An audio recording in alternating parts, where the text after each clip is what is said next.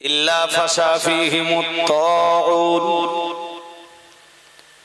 আল্লাহ পাকের রাসূল জানিয়েছেন, সমাজে যখন বেহায়াপনা বেড়ে যায়, নগ্নতা যখন বেড়ে যায়, কোন জাতির মাঝে অশ্লীলতা যখন ব্যাপক হারে চলতে থাকে এবং সেটা যখন প্রকাশ্যভাবে হতে থাকে, আল্লাহ পাকের রাসূল জানিয়েছেন ইল্লা ফাশা ফীহিমুত তাউন। আল্লাহ পাকের নবী জানিয়েছেন ওই জাতির মাঝে আল্লাহ তখন প্লেগ রোগের মতো কঠিন রোগ চাপিয়ে দেয়। বলুন নাউজুবিল্লাহ। বললেন লাম তাদহারিল ফাহিশাতু ফি কওমিন ক্বাত্তু হাত্তা ইউলিনু বিহা। কোন গোষ্ঠীর মাঝে যখন ফাহিশা কাজের প্রকাশ ঘটে, হাত্তা ইউলিনু বিহা, এবং এই ফাহিশা কাজ যখন প্রকাশ্যভাবে হতে থাকে,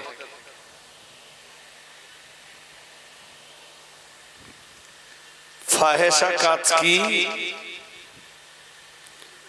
ফাহিশা কাজের ব্যাপারে কোরআনুল কারীমে অনেকগুলি আয়াতে আল্লাহ নিষেধাজ্ঞা আরোপ করেছেন। ফাহিশা শব্দের অনেকগুলি অর্থ আছে। যেমন একটা বাংলায় কি বলে বোঝাই বলুন তো? নির্লজ্জ কাজ।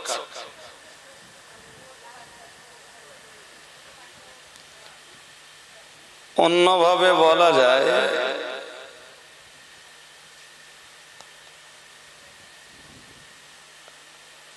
অশ্লীলতা। কোন জাতির মাঝে যখন অশ্লীলতা বেড়ে যায়, এখন এই নির্লজ্জতা বলি আর অশ্লীলতা বলি, এগুলো আপনাদের বুঝবার পক্ষে খুব বেশি সহায়ক নয়। আপনারা বুঝবেন আর একটু সাদামাটা বাংলা বললে, আর একটু সাদামাটা ভাষায় বলা যায়, কোন জাতির মাঝে যখন বেহায়াপনা বা নোংরামি বেড়ে যায় এবং সেই বেহায়াপনা, সেই নির্লজ্জতা, সেই নোংরামি, সেই অশ্লীলতা যখন প্রকাশ্যভাবে হতে থাকে, এমনকি মানুষ সেই অশ্লীলতাটাকে অশ্লীলতা মনে করেন, সেই নোংরামিটাকে অন্যায় মনে করেন, সেই নির্লজ্জতাটাকে অপরাধ বোধ করেন। উল্টো ভাবে যা করেছি ঠিক করেছি, বেশ করেছি, এতে কোনো অন্যায় নেই, আরো করব।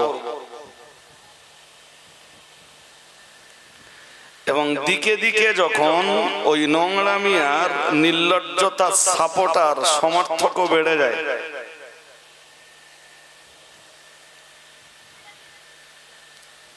রাসূল বলেন এর ফলে কি হয় জানো? ইল্লা ফাশা ফীহিমুত তাউন। আল্লাহ পাকের রাসূল জানিয়েছেন, সমাজে যখন বেহায়াপনা বেড়ে যায়, নগ্নতা যখন বেড়ে যায়, কোন জাতির মাঝে অশ্লীলতা যখন ব্যাপক হারে চলতে থাকে এবং সেটা যখন প্রকাশ্যভাবে হতে থাকে, আল্লাহ পাকের রাসূল জানিয়েছেন ইল্লা ফাশা ফীহিমুত তাউন। আল্লাহ পাকের নবী জানিয়েছেন ওই জাতির মাঝে আল্লাহ তখন প্লেগ রোগের মতো কঠিন রোগ চাপিয়ে দেয়। বলুন নাউজুবিল্লাহ। আর একটু জোর করে বলুন।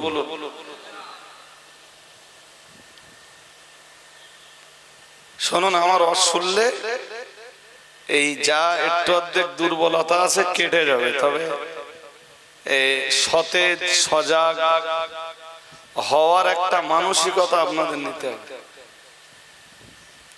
আমার এখন সবে মাত্র স্টার্টিং পয়েন্ট, আর আমার সব মজলিসে শুরু খুব ধীর গতিতে, আস্তে আস্তে আস্তে আস্তে বুঝতে বুঝতে বুঝতে বুঝতে আমরা একটা জায়গাতে পৌঁছাবো। তার জন্য দরকার সময় এবং ধৈর্য। ধৈর্য না থাকলে আপনি কিচ্ছু বুঝবেন না। শুধু অতটুকুই বুঝেছেন যে সমাজে নোংরামি বৃদ্ধি পেলে, নগ্নতা বৃদ্ধি পেলে, অশ্লীলতার পরিমাণ বাড়লে, বা এইটাকেই ঘুরিয়ে বলা যায় জেনা ব্যভিচারের পরিমাণ যখন বাড়বে এবং তা যখন প্রকাশ্য চলতে থাকবে, তখন কি হবে? ইল্লা ফাশা ফীহিমুত তাউন,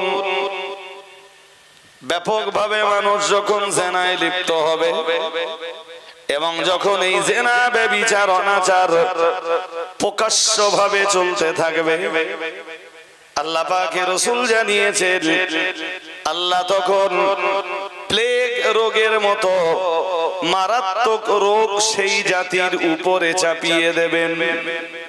বলুন নাউজুবিল্লাহ। আর একটু জোর করে বলেন।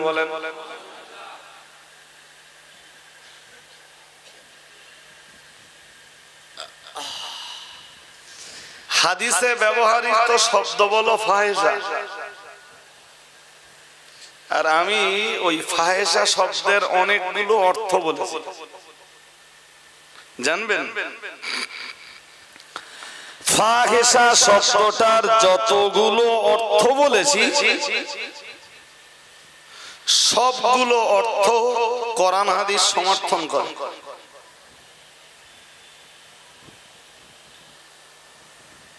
প্রথম কথা মনে রাখবেন, মুসলিম কমিউনিটিতে যদি নামাজ না থাকে তো সে কমিউনিটির ভিতরে বা সে সমাজের ভিতরে ফাহেশা কাজ বাড়বেই।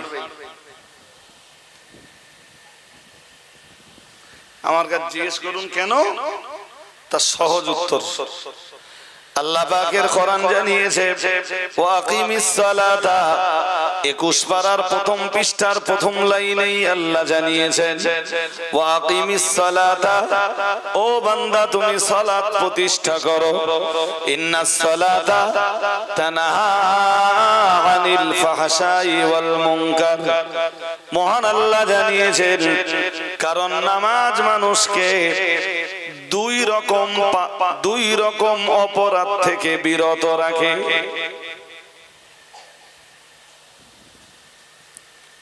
নাম্বার 1,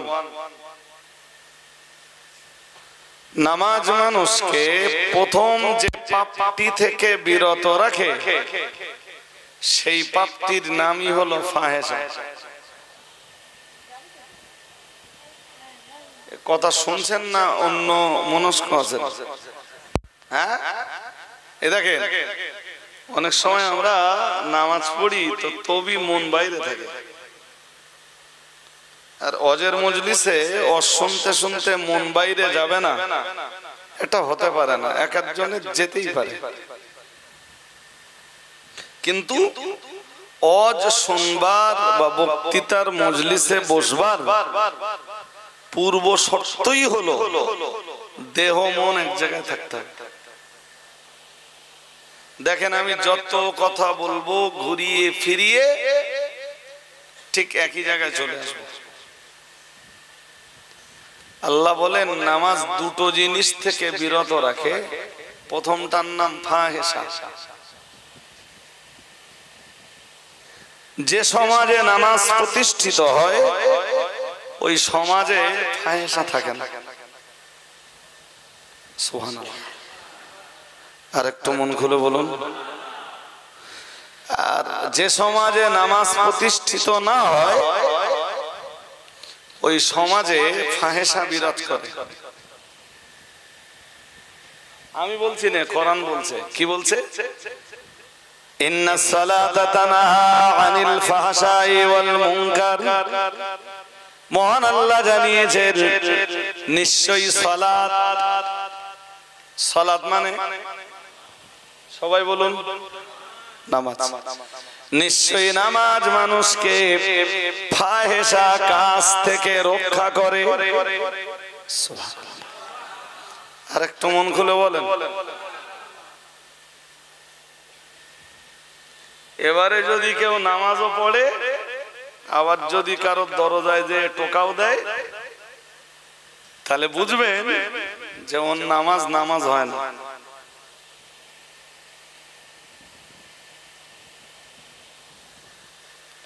শুনছেন নাকি? কি বলেছি বলুন তো? না, ওর নামাজ নামাজ। ওর নামাজের দুটো ঘাটতির যে কোনো একটা ঘাটতি আছে, হয় বাহ্যিক ঘাটতি নইলে আত্মিক ঘাটতি। কেউ নামাজ পড়ে এরপরেও পর নারী আর পর স্ত্রী নিয়ে ব্রেন ঘামায়। কেউ নামাজ পড়ে এরপরেও জেনাবে বিচার করে বেড়ায়। এর মানে ওর নামাজে দুই ঘাটতির যে কোনো এক ঘাটতি আছে। প্রথম ঘাটতির কথা কি বলেছি? হয় বাহ্যিক ঘাটতি, আর বাহ্যিক ঘাটতি যদি না থাকে তাহলে ওর নামাজে আছে আত্মিক ঘাটতি। এই কথাগুলো তো আপনারা বোঝেননি, এই যে বাহ্যিক ঘাটতি আত্মিক ঘাটতি এত বোঝেননি। বুঝেছেন? হ্যাঁ না তাড়াতাড়ি বলতে হবে। বুঝেছেন? আরে বাবা, নামাজ দুই রকম পাপ থেকে বাঁচায়। প্রথমটা হলো নামাজ মানুষকে বাঁচায় নির্লজ্জ কাজ থেকে। দুই, নামাজ মানুষকে বাঁচায় ঘৃণ্য কাজ থেকে। ঘৃণ্য কাজ যে কোনো পাপের কাজ ঘৃণ্য কাজ। আর নির্লজ্জ কাজ যেমন জেনা করা, যেমন মদ খাওয়া, যেমন পর নারী পর স্ত্রীকে স্পর্শ করার চেষ্টা করা, এগুলো নির্লজ্জ কাজ। আর ঘৃণ্য কাজ বাকি পৃথিবীতে যত পাপ আছে সব পাপই আল্লাহ আল্লাহর রাসূলের কাছে ঘৃণ্য।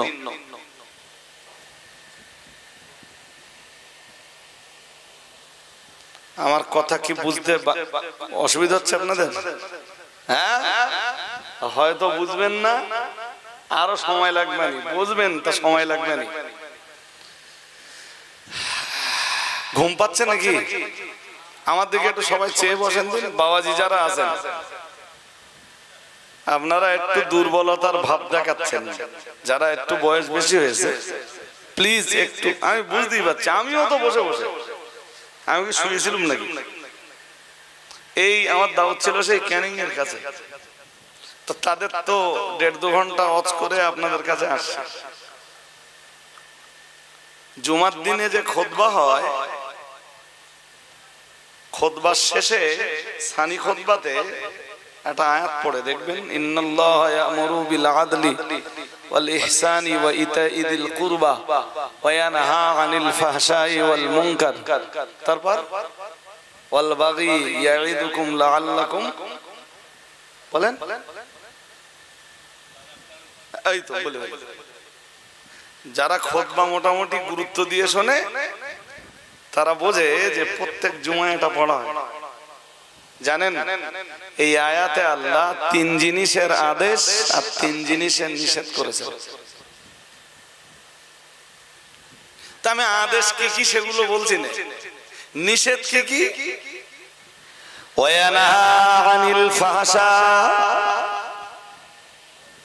মহান আল্লাহ জানিয়েছেন আল্লাহ তোমাদের জন্য নিষেধ করে দিয়েছেন নির্লজ্জ কাজ।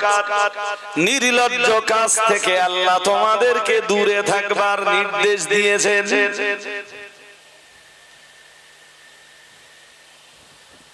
কি কাজ বলুন? ফাহেশা।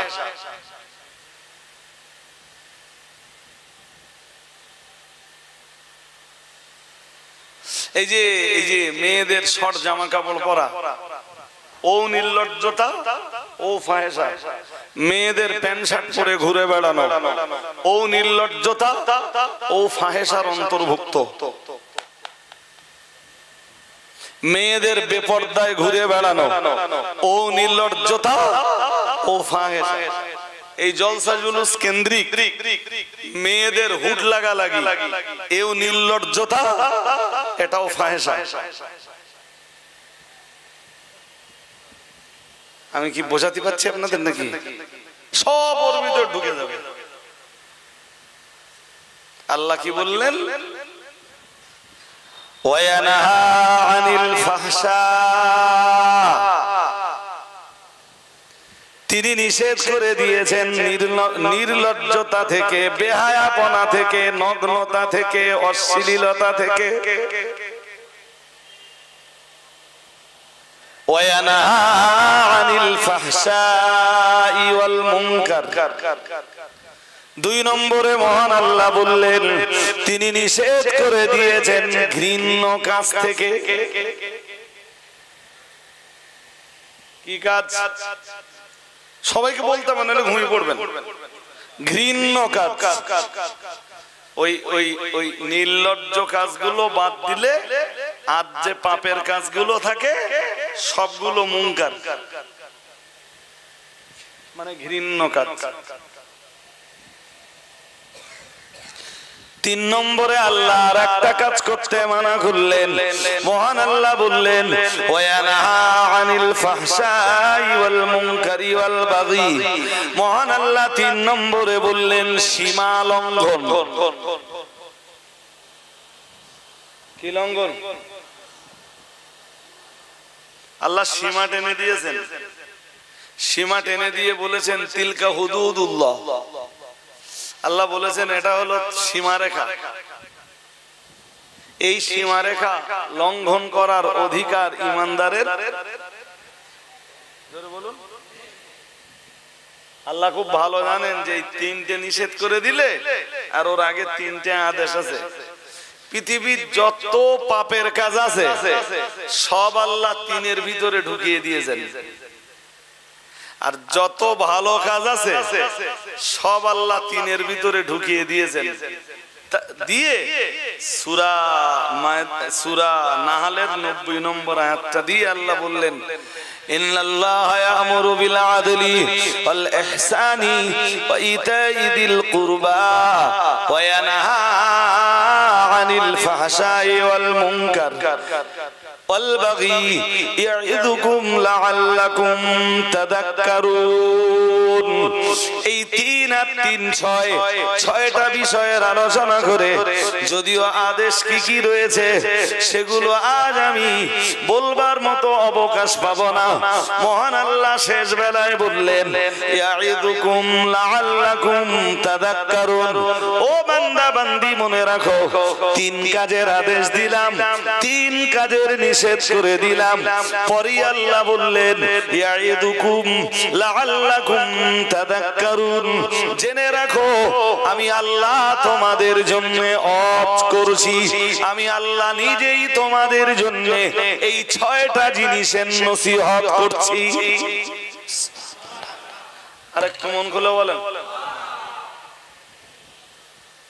তো। এই 3 জিনিস দূর হলে সব দূর হয়ে যাবে। সমাজে পাপ বলে খুব বেশি কিছু আর থাকবে না। পাপই একেবারে থাকবে না এটা বলবো না, থাকবে, তবে এই 3 জিনিস দূর হলে আপনি পাপের নমুনা পাবেন কম। কি কি বলুন তো?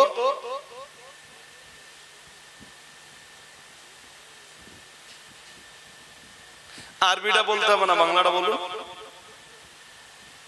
এর ভিতরে খেয়ে ফেলেছেন অনেকে, বা কেউ কেউ বলে রজব আলী সাহেব এক কথা 2-3 বার করে বলে কেন? 2-3 বার বলার কারণ এইটা, শ্রোতায় মনে রাখতে পারে না।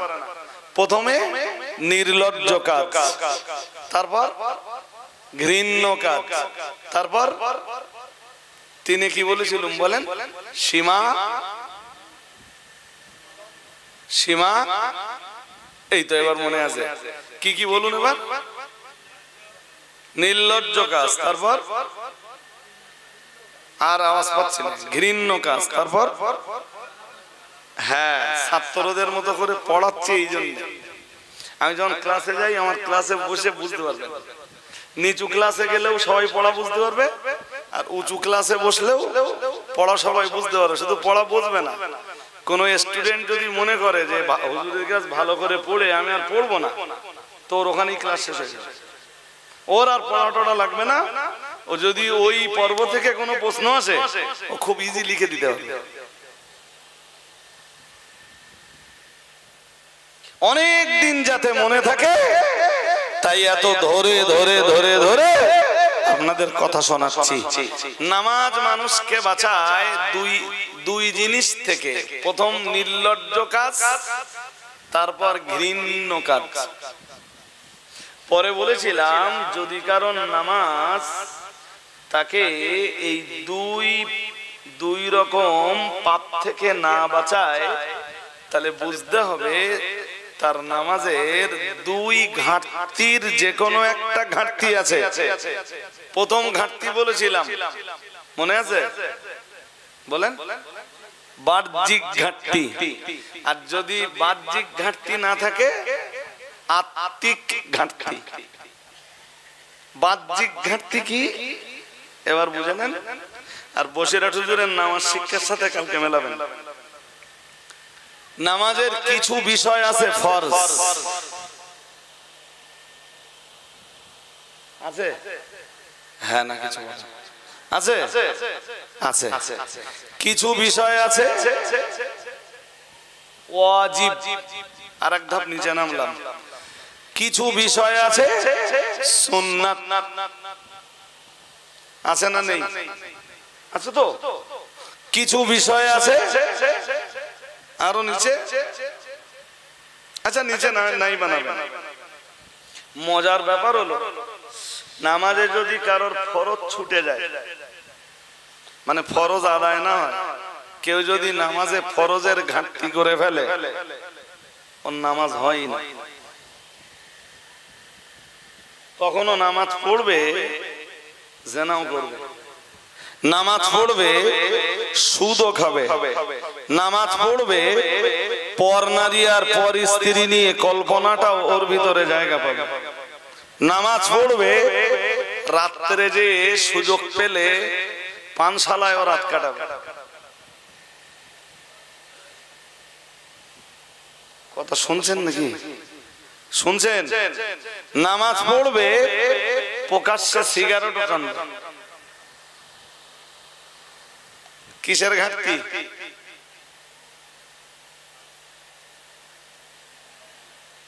বলুন বলুন। বাহ্যিক ঘাটতি। বাহ্যিক কি ঘাটতি? ফরজের ঘাটতি।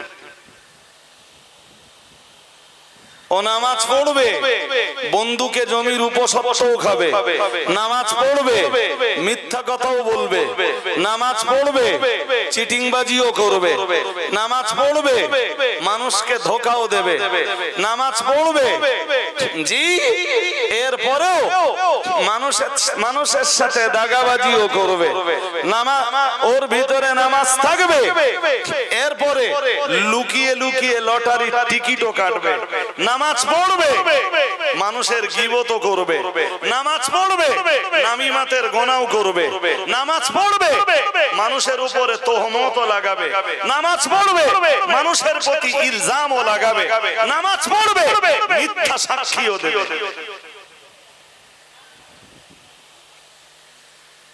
কেউ রুখতে পারবে না যদি বাহ্যিক ঘাটতি থাকে। বাহ্যিক ঘাটতি কি? নামাজের ফরজ আদায় হয়নি, নামাজই হয়নি। ভাই কথা বুঝতে অসুবিধা হচ্ছে আমার? হ্যাঁ না বলতে হবে। যদি অসুবিধা হয় তাহলে আমি অযথা এ কথাগুলো বলে সময় নষ্ট করব না। তা এ কথা শুধু বাঁশঝাড়ির লোকের দরকার না, ইউটিউবে যারা যারা আমার বক্তৃতা শুনছে সবার দরকার। আপনি নামাজি, আপনার দরকার। যদি পিঠ বাঁচাতে চান, এখনো বলছি বসিরহাট হুজুরের নামাজ শিক্ষা খুলে নামাজের ফরজ কি কি আছে ওইগুলো জেনে নেন।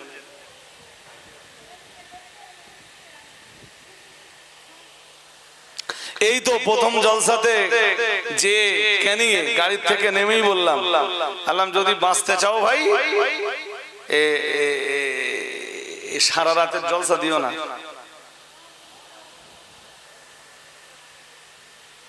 যদি বাঁচতে চাও অন্যভাবে গ্রামের মানে ডেভেলপমেন্ট বা ভিলেজ ডেভেলপমেন্ট কিভাবে হবে সে চিন্তা করো। শুধু ওয়াজ দিয়ে গ্রামের মানুষদের ধর্মজীবনের পরিবর্তনের খুব বেশি আশা এখন করা যায় না। এক সময় হতো যখন দাদা পীর সাহেব কেবলা ওয়াজ করতেন, বসিরহাট পীর সাহেব কেবলা ওয়াজ করতেন।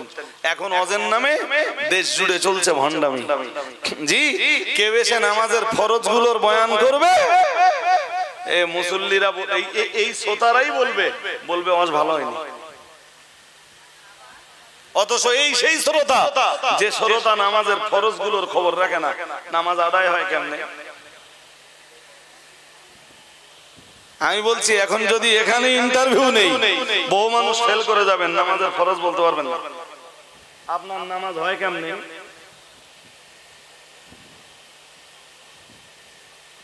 উত্তর দেন। নামাজ হয় কেমনে? যে নামাজের ফরজ গুলো জানে না, তাহলে তার না সে নামাজে ফরজ গুলো না জানলে অ্যাপ্লাই করবে কেমনে? জি, আর ফরজ গুলোর অ্যাপ্লাই হয় না মানে তার তো নামাজই হয় না। দুনিয়ার কোন মুফতি আছে ফতোয়া দেবে যে ফরজ ছুটে গেলে নামাজ হয়? অথচ আপনি জানেন না, আমাদের মডেলের বাচ্চাগুলো জিজ্ঞেস করবেন নামাজের ফরজ কি আছে, ওরা বলে দেবে ইনশাআল্লাহ। কই একটু জোর করে বললেন না তো? আমরা যা জানি না, বাচ্চা বাচ্চা ছেলে মেয়েরা তাই শিখে গেছে। জি, আমরা এই সবকিছু করবার পরেও, সবকিছু সামলানোর পরেও এই মডেলগুলোর এত গুরুত্ব দিচ্ছি কেন জানেন? আপনি নামাজ পড়ছেন বাট আপনার ভিতরে ইসলাম নেই।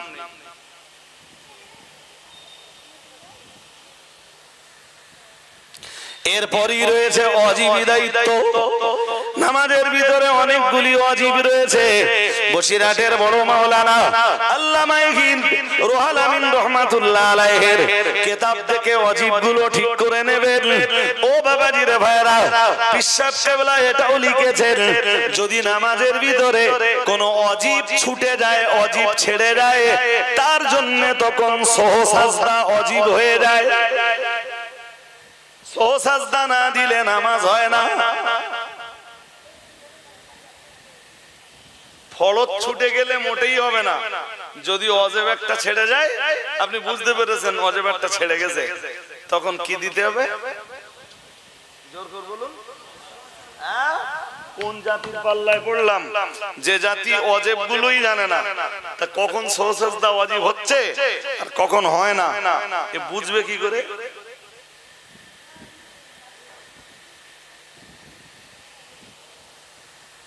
ঘুম পাচ্ছে আপনাদের? হ্যাঁ না বলেন। ঘুম পায়? হ্যাঁ। এতে যদি কষ্ট পান যে আপনি কি ইন্টারভিউ নিচ্ছেন?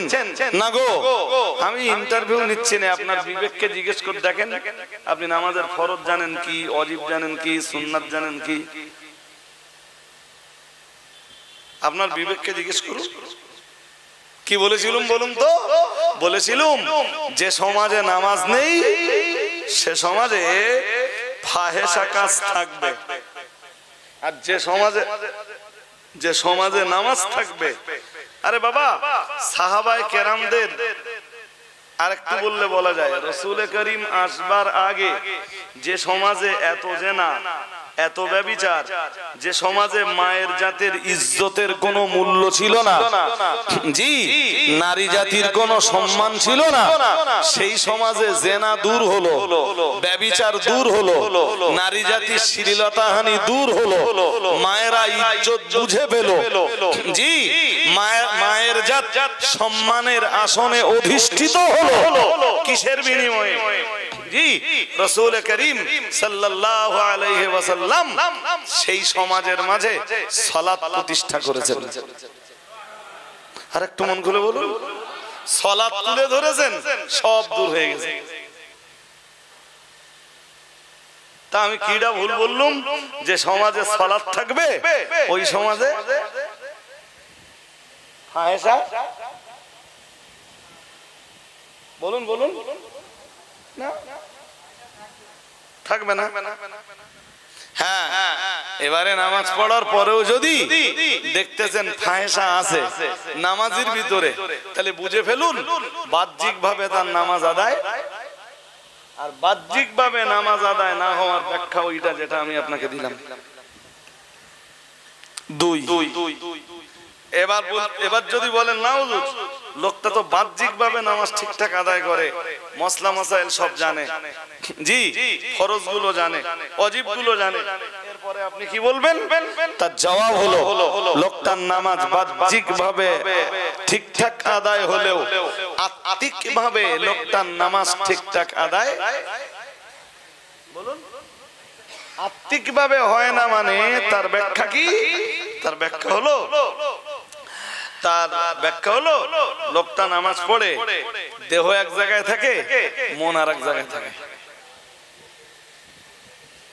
নামাজ পড়ে ধ্যানটা আল্লাহর দিকে থাকে না, ধ্যানটা নামাজের দিকে থাকে না, ধ্যানটা আল্লাহর রেজামন্দির দিকে থাকে না। নামাজ পড়ে মন থাকে ইট ভাটায়, নামাজ পড়ে মন থাকে মাঠে, নামাজ পড়ে মন থাকে হাটে, নামাজ পড়ে মন থাকে বাজারে আর মার্কেটে, নামাজ পড়ে মন থাকে মসজিদের বাইরে, নামাজের জায়গার বাইরে। এইটা হলো আত্মিক ভাবে নামাজ ঠিকঠাক নামাজ না হওয়া, আত্মিক ভাবে নামাজ ঠিকঠাক না হওয়ার ব্যাখ্যা। আমার কথা আপনি নিতেও পারেন নাও পারেন, ভালো মনে করতে পারেন খারাপও মনে করতে পারেন, তবে এটা এভেলেবেল যে নামাজির ভিতরে এই দুই শর্ত পূর্ণভাবে পাওয়া যাবে, মানে বাহ্যিক ভাবে নামাজ ঠিকঠাক হওয়া আর আত্মিক ভাবে নামাজ ঠিকঠাক হওয়া, ওই নামাজি আর মিথ্যা বলবে না। নামাজের ধ্যান কোন দিকে বলুন তো? কথা বলা, নামাজের সময় ধ্যান কোন দিকে লাগবে? আল্লাহর দিকে। কার দিকে? আমি নামাজ পড়ছি কার খুশির জন্য? আল্লাহর খুশির জন্য। তাহলে ধ্যানটা কোন দিকে লাগবে? আল্লাহর দিকে। ও ধ্যান যখন আল্লাহর দিকে আর না থাকবে তখন নামাজই হবে না। একটা হাদিস নেন, নিলে বুঝে যাবেন আমি যে এতক্ষণ বগর বগর করতেছি, এই বগর বগরের এবার মূল্যায়ন হয়।